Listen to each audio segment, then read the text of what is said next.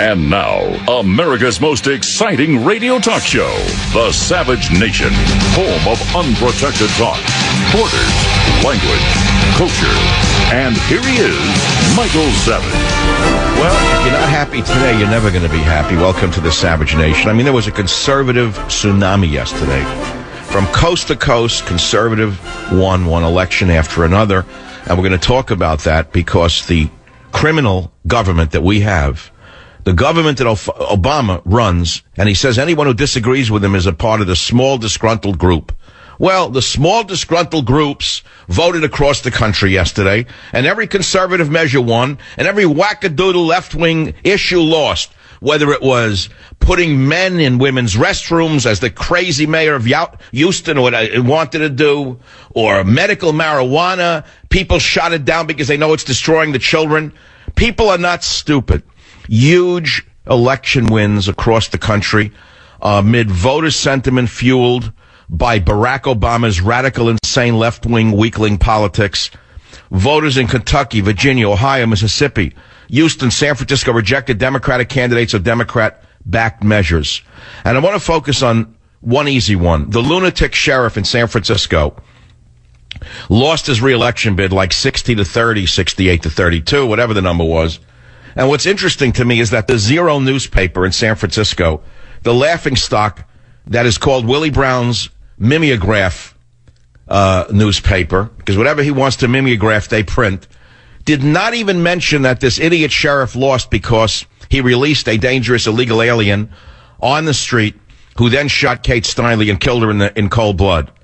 They used every other reason as to why they threw this idiot sheriff out.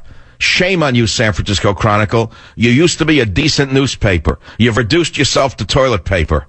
You ought to be used to clean up the streets rather than to pollute the mind. Now let's go to the big scores across the country, and let's look at Kentucky. This is a huge story for two reasons.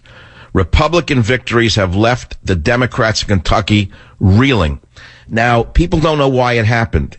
I know why it happened, and you haven't heard it on Rush Limbaugh yet. Nothing against Rush, but I know you didn't hear it yet. The reason Kentucky kicked the Democrats out is because of a two-word issue. Mitch McConnell. Mitch McConnell stabbed the voters of Kentucky in the back. He's a useless idiot. He's a lackey of Obama. And the people of Kentucky, even the Democrats, said anything but the Democrat Party. Disaster for them on Tuesday. Disaster. They lost 4 of the 5 statewide constitutional offices they held coming into the election, including the governor's office for only the second time since 1971. Now, that is because Mitch McConnell is a backstabbing SOB, and so people went to the polls who are normally Democrats in Kentucky, and they said, anyone but a Democrat. But there's a real beautiful story in here, and that is not only Bevin, as the new governor, who is a neophyte. He was a long shot to win, and he's the state's first governor from Louisville in a century. But the real story is his running mate, Lieutenant Governor-elect Jeanine Hampton. She is the first black person to ever hold statewide office in Kentucky's 223-year history. Did you hear that story? It didn't make it to your local newspaper? Oh, yeah, she's a Republican, by the way. And what a background she has. If you look into her background, you'll be very proud to see she served years in the Air Force. She is a Christian. She is a very strong conservative. And more than that, she is a good woman and a smart woman. So big Republican victories in Kentucky. Ohio rejected legal pot, which is a huge victory for sanity and a huge loss for George Soros, who has tried for years to poison the minds of America and the West. Future of marijuana in Ohio, as you know, is very clear. Legalized cannabis for medical and recreational use got knocked down, and it was a ballot initiative. What's interesting about this is a twofold interest to me. It seems to me that state and local elections run on one day, not on 30 or 40 or 50 days or 3 months, where illegal aliens get to vote as many times as they can, where criminals vote, where people vote numerous times. The national elections are so corrupt, they're useless. They're virtually useless. Barry has busted the federal election process to a point of no return. But on the state level, where people get to vote one day and that's it, we get clearer results. And the results are quite clear. And that is that the Democrats are going to be thrown out in 2016. It's as clear as a bell, unless you don't vote, or unless they steal the election again by having it counted by one of the machines in, I think it was Spain. So here we are. Those are the big stories. Here are some others. I have the summary right here on the old Savage Nation. San Francisco sheriff known for Sanctuary City defense loses re-election. From coast to coast, conservatives score huge victories in off-year elections. I just told you about some of them. Latino kids blast Donald Trump, and they use dirty, filthy words, and they certainly want amnesty. And this is exactly why we can't have amnesty, because for these low-life boys and girls to be shouting words like MF and F and D, as well as Spanish profanity, shows us why they don't belong in the country to begin with. They're going to go back to where they came from. Google.org gives $2.35 million to groups fighting for racial justice. We know what groups fighting for racial justice mean, don't you? Usually gangbangers in organizations that are opposed to police trying to control crime.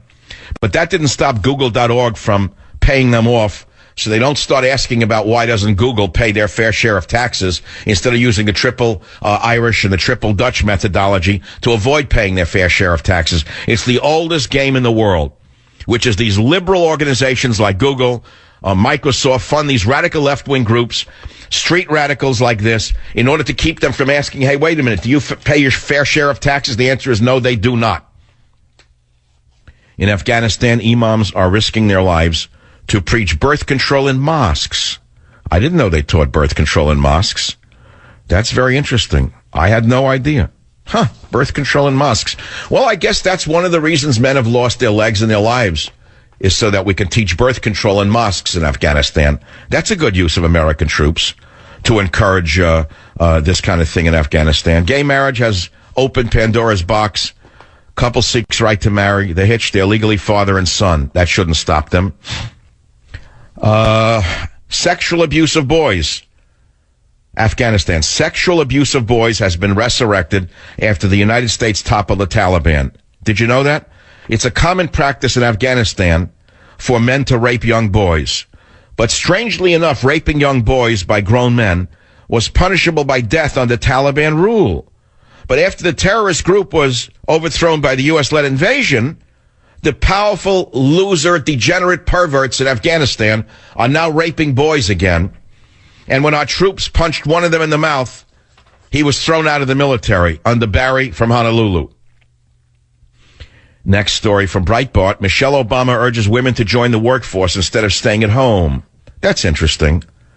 She went to Qatar. I still can't pronounce that country. It's Qatar, it's Qatar, it's Qatar, it's Qatar.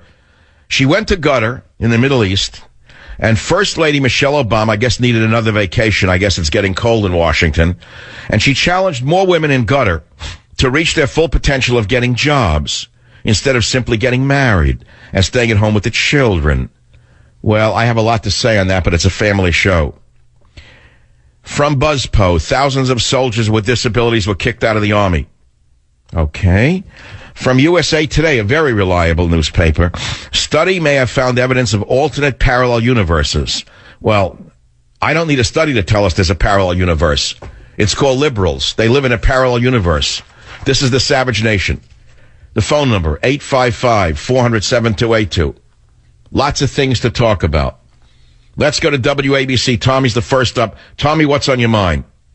Yes, Dr. Savage. Back in 2006, 2007 or so, Mitch McConnell, I saw this on C-SPAN. He was addressing a bunch of conservative students for a CTAC meeting, and he had admitted that years ago he was an ardent Democrat. All right, and then he said that he had gone to. Oh, we know Mitch McConnell's no good. What's your big point? He's a turncoat and a liar. What else is new? Well, so back then he was just saying that he was. All right, thanks for the call. It's not that I'm mad at the guy. I don't have the patience for it. You're repeating what I said, but it's taking you longer to do it. That's all. I cut to the chase. Savage newsletter. Why are we allowing the 1% to erase our borders? That was yesterday's show, and I was quite on fire yesterday. And it was a result of doing the Alec Jones show, which has gotten a huge reaction on different sites, Facebook. Alex excites my mind because he's got such inherent rage against the machine, and he brings it out in me. And it's a different format than talk radio, which has got to be a lot more constrained than Alex has to be, by the way. So when I go on his show, I kind of let the guns start to blaze, and people love it. Today, I did a Newsmax interview, and I think that was a good one.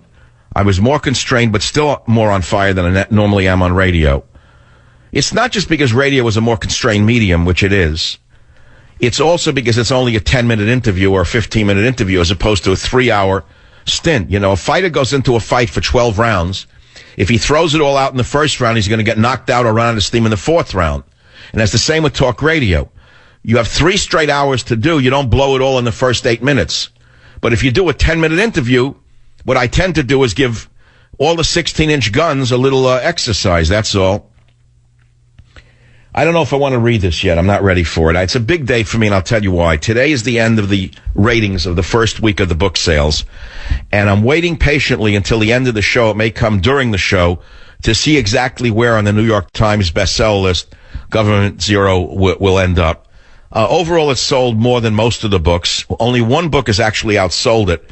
But knowing that there's an inherent bias at the New York Times, and they like to screw me as often as they possibly can until there's an outcry by the listeners, we don't really know where it's going to wind up on the list. But it's very important that I report this to you because you're the ones who went out and bought it. And you bought it in droves. Government Zero, by the way, is selling like hotcakes.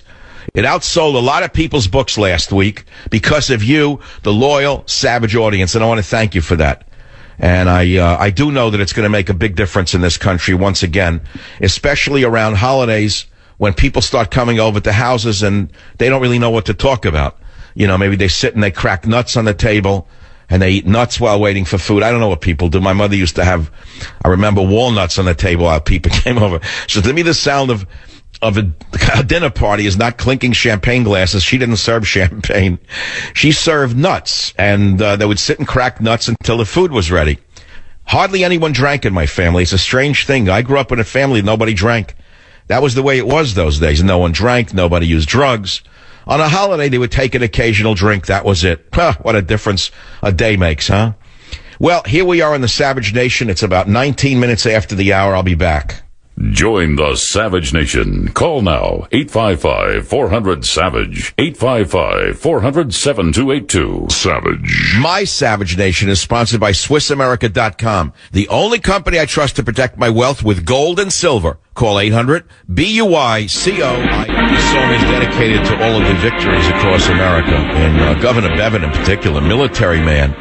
I mean, he was a long shot, an underdog, military, businessman, conservative, father of 9 children, 4 of whom are adopted from Ethiopia, and you didn't know anything about him, did you? And it just shows you that a real conservative can win on the issues. The establishment criminals are panicking today. And so because of that, because we have a victory, I'm going to talk about a very important topic, which is beards.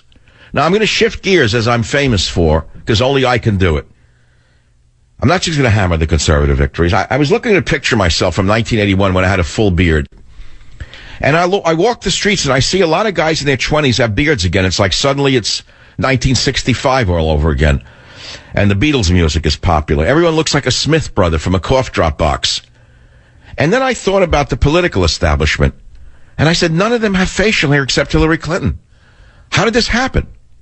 How is it that nobody has facial hair running for office except the only woman?